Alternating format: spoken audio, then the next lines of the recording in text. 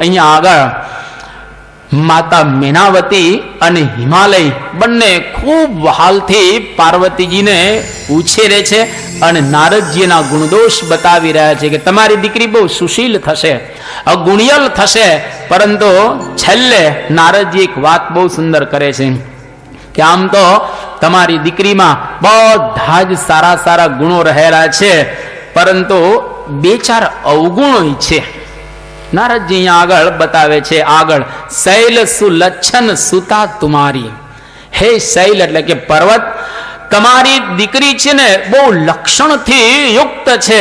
સુનહુ જે અવગુણ દુઈ ચારી, બે ચાર અવગુણ છે હું તને બતાવું છું એમ કરી અને અવગુણ બતાવતા આ પ્રમાણે નારદજી બહુ સુંદર એની વાત કરી રહ્યા છે કે તમારી જે દીકરી રહેલી છે એ દીકરીની અંદર ખૂબ બધા ગુણો રહેલા છે, પણ બે ચાર અવગુણ છે. એને ગુણહીન, જેમાં એક પણ ગુણ નહીં હોય એવો એને પતિ મળશે. અને જેનું જગતમાં કોઈ માન નહીં હોય, જેને માતા ને પિતા નહીં હોય, ઉદાસીન એકદમ રહેતો હશે અને બધા જ પ્રકારના સંશયહીન એટલે કે બેપરવાહી તમારી પુત્રીને પતિ પ્રાપ્ત થવાનો છે. જોગી હશે, જટિલ હશે, અકામ હશે, જેનું મન કોઈ સંસારની અંદર લાગેલું ન હોય અને એ નગ્ન અમંગલ વેશ ધારણ કરીને જે ફરતો હશે અને માળા પહેરશે ખોપરીની અને રહેશે સ્મશાનમાં, આખા શરીર ઉપર ભભૂત લગાવીને બેઠો હશે, એવો મૂર્તિઓ તમારી દીકરીને મળશે. હવે આવું કોઈ મા બાપ સાંભળે તેની કેવું થઈ જાય. પણ પાર્વતીજી મનોમન હસ્યા અને એને ખબર પડી ગઈ કે ખરેખર મને શંકર ભગવાન આ લોકની અંદર આ વખતે પ્રાપ્ત થવાના છે. અને એવા સંજોગોની અંદર નારદજી તો આ વાણી સંભળાવી અને પોતે ચાલ્યા જાય છે. એવા સંજોગોની અંદર હિમાલય અને મેનાને ખૂબ દુઃખ થયું કે આટલી સારી દીકરી અને બધા જ એની અંદર ગુણ રહેલા છે, પણ એને આવો પતિ મળશે. લલાટની અંદર આવું લખેલું છે અને લલાટમાં જે લખેલું હોય ને એ મળે જ તમને, અણવાંછે આવી મળે. એક સુંદર શ્લોક સંસ્કૃતમાં કહેલો છે કે પત્રમ નૈવ યદા કરીર વિટપે દોષો વસંતસ્ય કિમ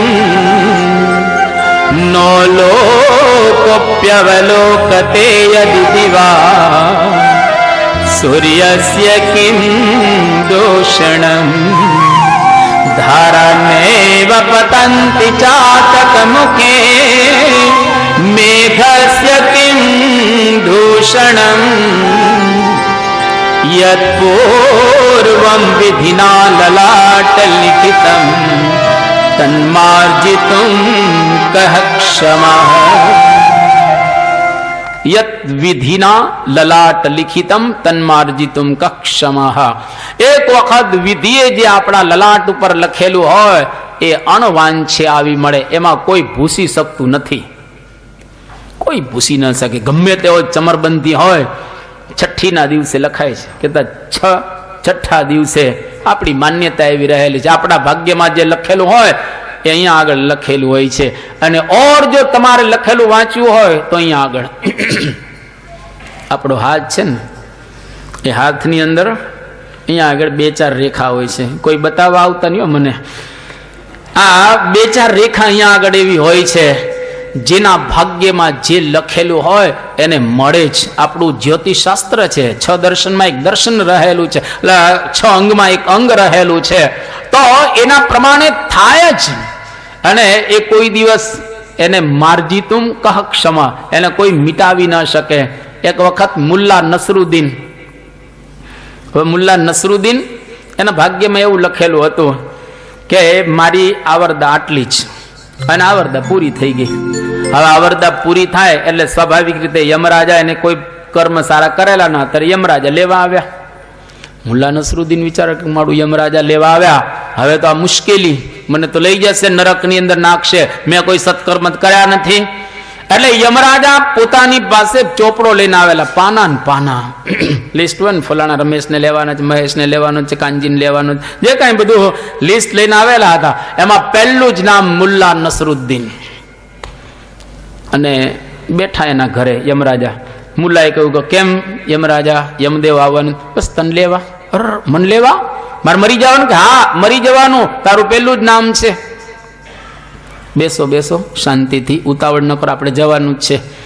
અને એમ કરી અને યમરાજાને ફર્સ્ટ ક્લાસ 56 પ્રકારના ભોગ જમાડ્યા.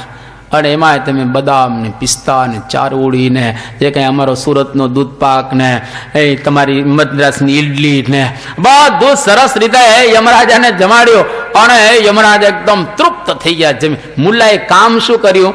એક એક આઈટમની અંદર ઊંઘની ગોળી નાખી દીધેલી.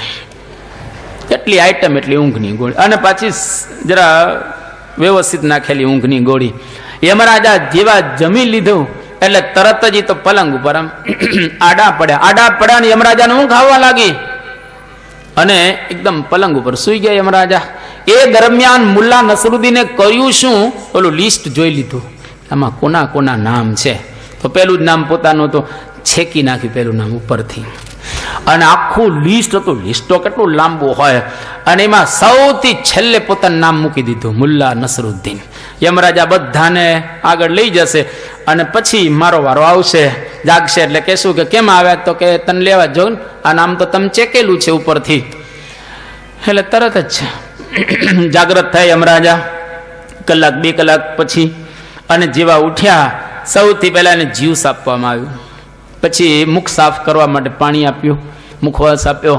યમરાજા ખુશ થયા અને કહ્યું કે મુલ્લા, તારે ત્યાં રસોઈ એકદમ ફેન્ટાસ્ટિક, બ્યુટીફુલ, માર્વલસ, એક્સલન્ટ તારે ત્યાં રસોઈ હતી. મજા આવી ગઈ રસોઈ ખાવાથી, અને મજા થઈ ગઈ, અને ઊંઘ પણ એટલી સરસ આવી. પણ મેં નક્કી કરેલું કે આજે મારા લિસ્ટમાં જેનું પહેલું નામ છે એને નથી લેવું, પણ જેનું છેલ્લું નામ છે એને લઈ જવો છે. આજે આ લિસ્ટમાં જેનું છેલ્લું નામ છે ને લઈ જવો છે. અને મુલ્લા નસરુદ્દીને યમરાજા ઉપાડી અને લઈ ગયા. યત વિધિના લલાટ લિખી તુમ તમ કહ મારજી તુમ ક્ષમા. વિધિએ જે લલાટની અંદર લખેલું હોય એને કોઈ મટાડવા માટે, મિટાવવા માટે સમર્થ થતા હોતા નથી. તો અહીં આગળ નારદજી કહે છે કે આ પાર્વતીના ભાગ્યની અંદર આવો એને પતિ પ્રાપ્ત થવાનો છે. પાર્વતીજી મનોમન આનંદ કરે છે, કારણ કે એમને શિવજી પતિના રૂપની અંદર આ મળવાના છે. અહીં આગળ એ બહુ સુંદર વર્ણન આગળ કરતા કહે છે કે સ્વાભાવિક રીતે જેમ વિષ્ણુ ભગવાન છે એ શેષ શૈયા ઉપર પોતે આસન લગાવી અને સૂતા છે, પણ વિષ્ણુ ભગવાનને કોઈ દોષ નથી દેતા. સૂર્ય નારાયણ અને અગ્નિ બધા રસોને ખેંચે છે, પણ એને કોઈ દોષ આપતા નથી. ગંગા મૈયાની અંદર આખા હિન્દુસ્તાનનો કચરો પાણી પડે છે, પણ ગંગા મૈયા ક્યારે અપવિત્ર નથી થતા. પણ યાદ રાખવું, ગંગા ક્યારેય અશુદ્ધ થતી જ નથી. જગ પાવની ગંગા, સકલ લોક જગ પાવની ગંગા, આખા લોકને પાવન કરનારી ગંગા છે. ગંગાના પાણીનું હમણાં ટેસ્ટિંગ કરેલું, પરદેશના લોકોએ ટેસ્ટિંગ કરેલું. આમ તો વોટર એટલે વિજ્ઞાન પ્રમાણે H2O, હાઇડ્રોજનના 2 પાર્ટિકલ, ઓક્સિજનનો એક H2O. તો પાણી એટલે H2O જ હોય, પણ ગંગાનું પાણી આપણે એને પવિત્ર કહીએ છીએ. પવિત્રતા આંખનો વિષય નથી, પવિત્રતા હૃદયનો વિષય રહેલો છે. એક દ્રષ્ટાંત દ્વારા તમે સમજી શકશો. તમે ઠાકોરજીને ધરાવવા માટે સાકર લઈ જતા હો સાથે, અને રસ્તામાં ચાલતા ચાલતા સાકર કદાચ કચરામાં પડી જાય અને કાદવ કીચડમાં પડી જાય, સાકર ત્યાંથી તમે લઈ લો અને પછી તમે એને ધોઈ નાખો પાણીથી. સાકર શુદ્ધ થઈ ગઈ, બહારથી આપણને શુદ્ધિ દેખાય છે, પણ એ સાકર તમે ઠાકોરજીને ધરાવશો નહીં. કેમ? તો કે અપવિત્ર થઈ ગઈ, કાદવ કીચડમાં પડી, મળમાં પડી, અપવિત્ર થઈ ગઈ. એટલે બહારથી શુદ્ધિ દેખાય છે, પણ પવિત્રતા દેખાતી નથી. પવિત્રતા હૃદયનો વિષય રહેલો છે. એટલે ગંગાની અંદર પાણી પડે છે, પરંતુ એને કોઈ દોષ આપતું નથી. એમ પાર્વતીજી મનોમન વિચાર કરે છે કે વિષ્ણુ ભગવાન શેષ શૈયા ઉપર સૂવે છે, સૂર્ય અને અગ્નિ એ રસ લે છે, ગંગામાં પવિત્ર પાણી ભળે છે, છતાં પણ એને કોઈ દોષ આપતા નથી. કારણ સમર્થ કહું નહીં દોષ ગુસાઈ. જે સમર્થ હોય એને ક્યારેય દોષ લાગે નહીં. આ તુલસીદાસજીએ પણ રામાયણની અંદર વાત કરી છે.